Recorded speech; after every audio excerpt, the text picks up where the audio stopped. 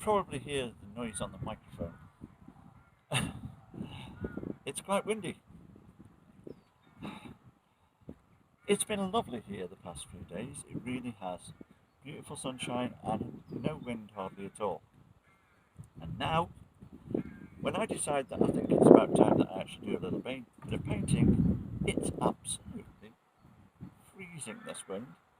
And so I've decided to do something different. What I've decided to do is I've decided to paint the view out of the studio door. Oh, everybody's doing this probably at the moment, aren't they? We're all locked away, and we still want to paint something, but let's see what we got. Well, this is the view out of my studio door. There you go. There it is. Next door neighbour's house. A field, a few trees. That's about it, really. Not the most exciting scene in the world, is it? But let's see what we can do with it. It is, however, bleeding freezing, so there is no way I'm going to be able to stand out here and do this. So let's see what we can do.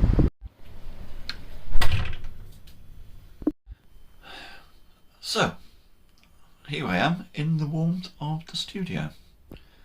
It is probably the smallest studio I have ever had in my life. I'm not quite sure what it measures, but it ain't much. But it's cosy, you don't need much heating. And what I've done is I've got a canvas board, well, not a canvas board, it's just a board here. And I've sketched it out. I'm sorry if it's a little bit dark because of the light in the background. Does that make a difference? I don't know. Let's see, there we go. But you can see I've just roughly sketched out onto this board, just roughly placed everything. And I'm going to have a go and see what I can do. At least it's warm in here anyway. There's the view. Really ought to clean this window, I suppose, but that's the way it is. So I'll do a bit and then I'll let you see what I'm doing. So after trying out the Zorn palette last week, I thought I'd try another limited palette, but this time I've chosen, rather than going with what Zorn used to use. So what I've got is I've got some French ultramarine, I've got some burnt umber, I've got some yellow ochre, and I've got white. Let's see how I get on, eh? I might have to add a little bit of red or something, but we'll go with that for the moment. You can see here, this is my palette. I discovered a little while back that I didn't need to have all these lovely wooden palettes and keep having to scrape the paint off them and all that sort of thing. That this greaseproof paper, this baking parchment, works brilliantly as a palette, just taped down with a couple of pieces of tape.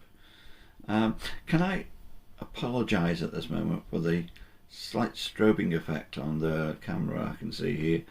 Unfortunately, I'm working under fluorescent light in the studio here, so it's a bit difficult to get a good video. We'll see what happens. Well, I suppose I've been painting for about an hour and a half, I suppose. I think I've lost track of time, to be honest, a little bit. And this is so far what I've done. I think I might go a little bit of break, have a little bit of a walk around, and then come back to it with fresh eyes. It's very interesting painting like this with a palette that you're just not familiar with at all. It really makes you think. But one thing that it does that I'm really enjoying is it stops making you think, oh, I've got to do a photographic reproduction of what's in front of me, because to be honest, that is almost impossible with these colours. And added to that, the fact that I'm doing it all with the palette knife. I mean, this has all been just been done with this baby down here. There's one palette knife down here. So it's a challenge, I have to say. and I'm quite enjoying it. It makes you look at the painting instead of the subject and think, am I making a decent painting? Is this going to work? I'll know better when I come back in a little while and look at it again. Till then. So here's something that I often find interesting to do. When you get about halfway through, sometimes you can get a bit bogged down with all the colour and all that sort of thing. So what I like to do is I like to get a picture of the painting and turn it black and white. As soon as you do that, you can see just the tones, and you can see as you look at it that it's really sort of not working at the moment. Over here on the left hand side you can see that we're sort of very pale and there's not much tonally of interest yet in this painting. So what I'm going to do now is when I come back to it, I'm going to take time to make sure that the tones of the painting tie together more. So, it's actually a few hours later, to be honest. It's actually gone dark outside. I've been back to it a time or two and I had a mess with it, I had a fiddle with it, and I think probably this is as good as this one's going to get. I have to say, I think I'm challenging myself too much trying to knife paint at this size.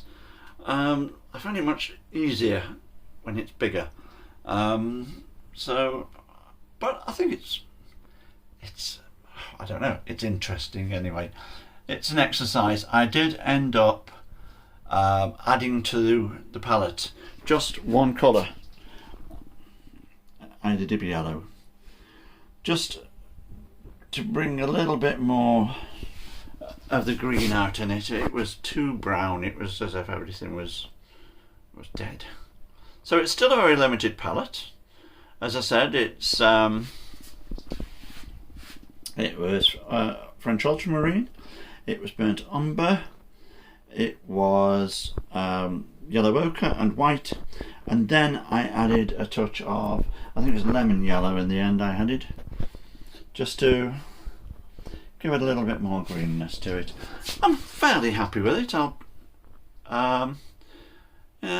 give it another go maybe. I don't know. It's what it is. These things, sometimes it works better than other times. Fair enough. I think it's okay. Okay, well, thanks very much for watching if you've made it till this far. And I will see you again in my next video. Till then, keep safe, stay at home, protect everybody, protect all the people you love, and protect all the people you don't even know. Bye.